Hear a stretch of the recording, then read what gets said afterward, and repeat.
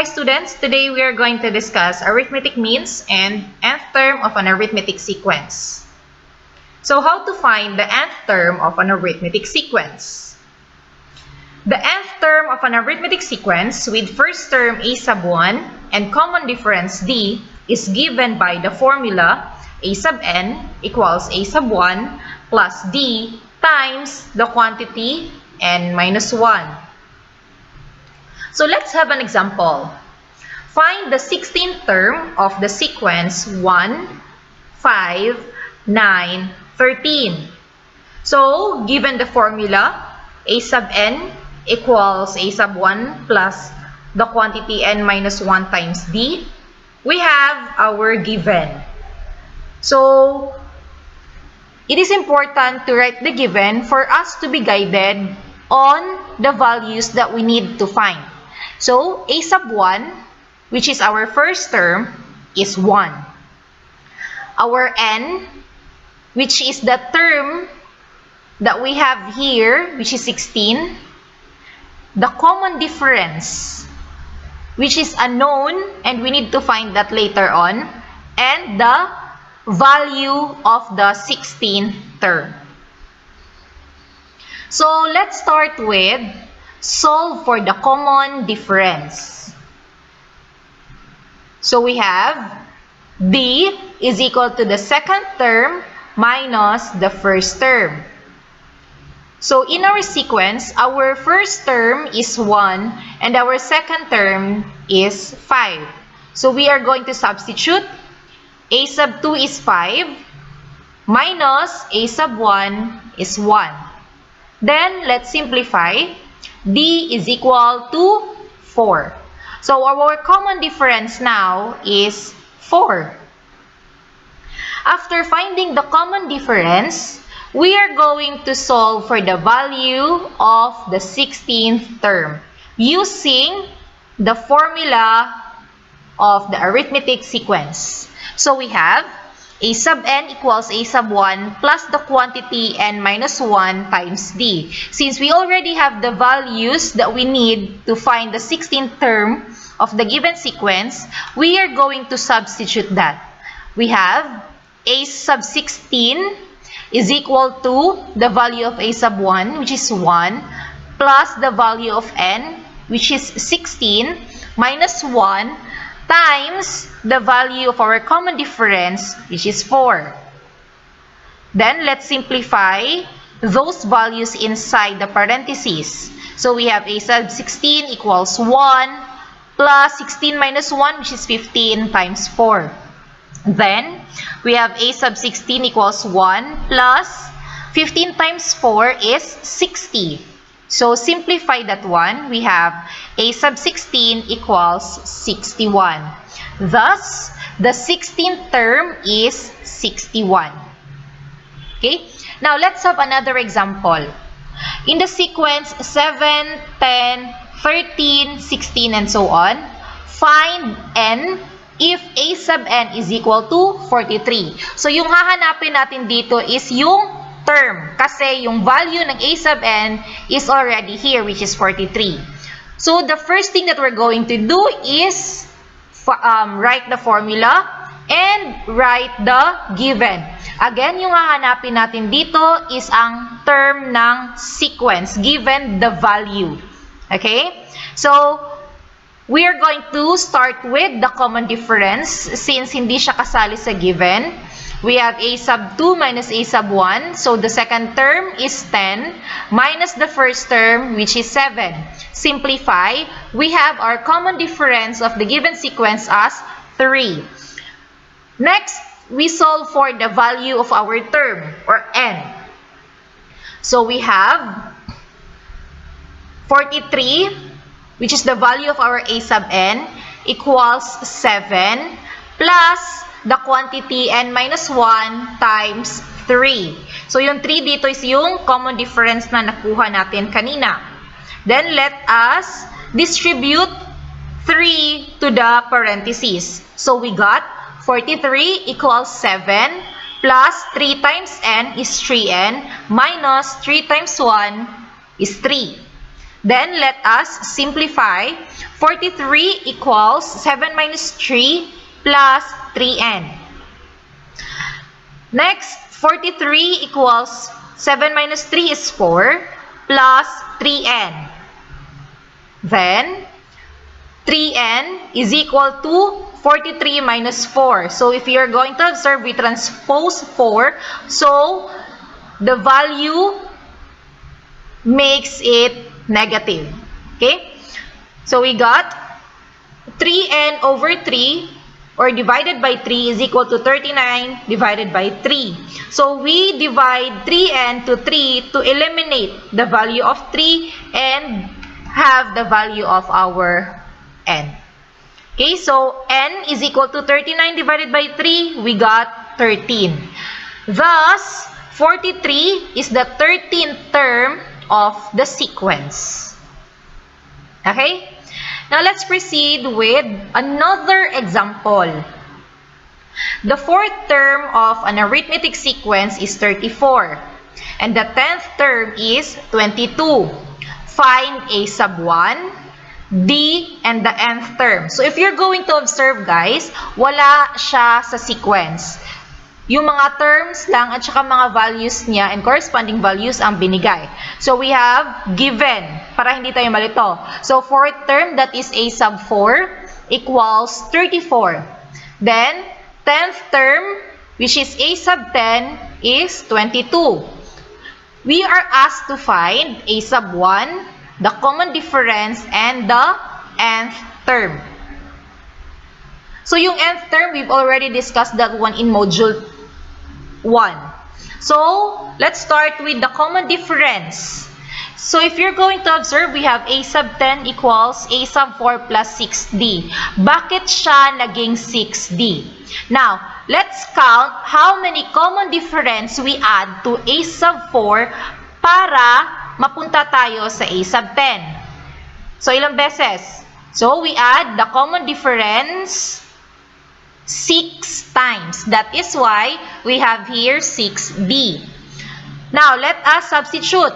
A sub 10 is 22 equals 34 plus 6d.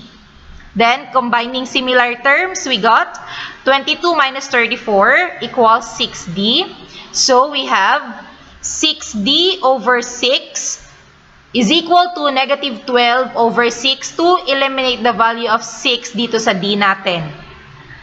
So, we got d is equal to negative 12 divided by 6. We got negative 2. So, our common difference now is negative 2.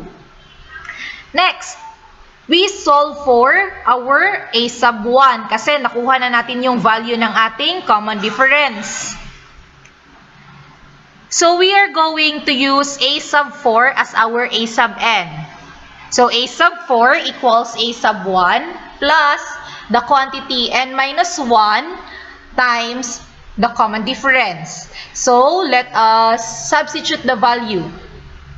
A sub 4 is 34 equals a sub 1 plus n, which is 4. Kasi nga, a sub 4 to, diba? It is the fourth term. So, yun yung gagamitin natin dito. So, 4 minus 1 times yung nakuha natin na common difference kanina, which is negative 2. Then, let us simplify those values inside the parentheses. 34 equals a sub 1 plus 4 minus 1 is 3 times negative 2. Next is 34 equals a sub 1. 3 times negative 2, we got negative 6. Combining similar terms or by transposing negative x to the other side, we got 34 plus 6 equals a sub 1. So, our a sub 1 now is 40.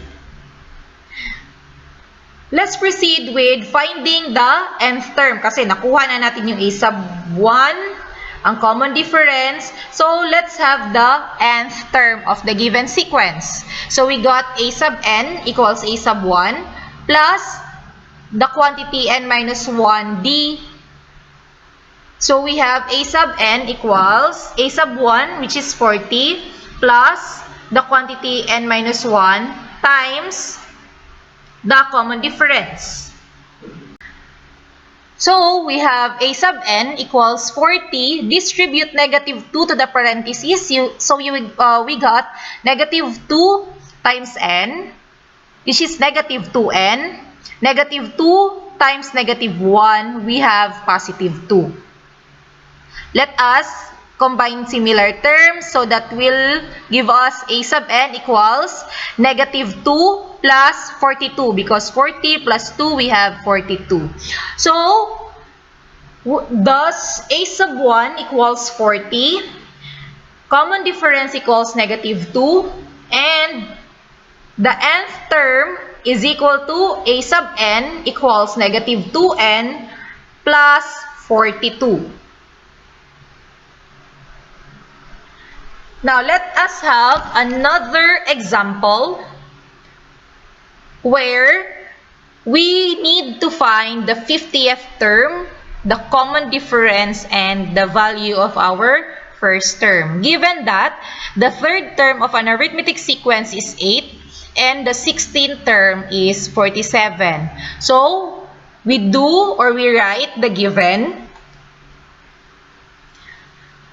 So, step 1, find the common difference. So, we have an alternative way on finding the common difference of the given sequence.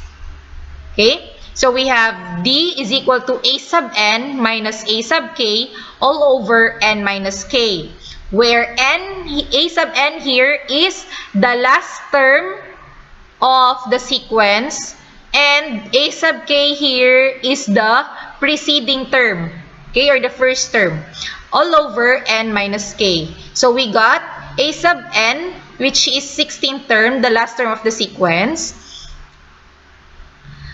minus A sub k, the value of the third term, which is 8.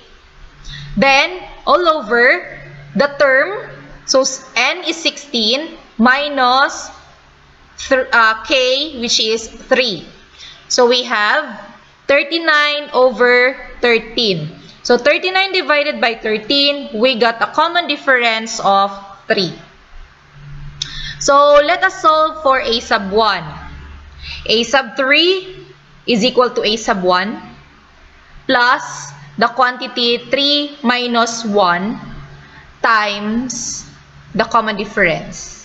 So, saan kinuha yung 3 dito? Yung third term. Okay. So, A sub 3 is 8 equals A sub 1 plus 3 minus 1 times 3. So, simplify that 1 inside the parentheses. We got 8 equals A sub 1. 3 minus 1, 2 times 3. Then, we have 8 equals A sub 1 plus 6. Combining similar terms, we have A sub 1 equals 8 minus 6. Then, we say A sub 1 is equal to 8 minus 6 equals 2. Then, find the 50th term. So, the nth term there is the 50th term. So, using the formula for arithmetic sequence, substituting n with 50, since we are finding the 50th term, equals the value of our A sub 1, yung kinuha natin kanina, plus the quantity of n, yung term, minus 1 times the common difference, 3. So, simplify. A sub 50 equals 2 plus 50 minus 1 is 49 times 3, we got 147. So, our A sub 50 or the 50th term is 149. Therefore, we can say that A sub 1 is 2, common difference is 3, and the 50th term of the given sequence is 149. So, kahit gaano pa kalaki ng term na hinahanap natin, we can find that out by using the given formula. Now, let us have a word problem. So, tignan natin. After 1 second, a rocket is 30 feet above the ground. After another second, it is 85 feet above the ground. Then after another second, it is already 150 feet above the ground. If it continues to rise at this rate, how many feet above the ground will the rocket be after 16 seconds? So, pag ganito, we need to list first, okay, the values of the terms. So, we have yung first, second, we have 30. The second, we have 85. Then, we have 140 for the third. Since hindi pa natin alam kung ano yung mga terms inside or after that one, because we need to find the terms on the 16th second. Okay, or after the 16th second, we have the given and use the same formula for arithmetic sequence. So, solve for the common difference. So, we got 85 minus 30 equals 55. So, yung common difference natin is 55. Next is solve for a sub 16 kasi hinahanap natin yung 16th term, right? So, we have a sub 16 equals 30 plus 16 minus 1 times 55. So, we have a sub 16 equals 30 plus 15 times 55 kasi 16 minus 1, that will be 15. So, a sub 16 equals 30. 15 times 55, it will give us 825. So, simplify, we have our a sub 16 equals 855. Thus, the rocket will be 855 feet above the ground after 15 seconds. So, if you have a word problem, the first thing that you're going to do is you need to write the sequence para hindi kayo malito.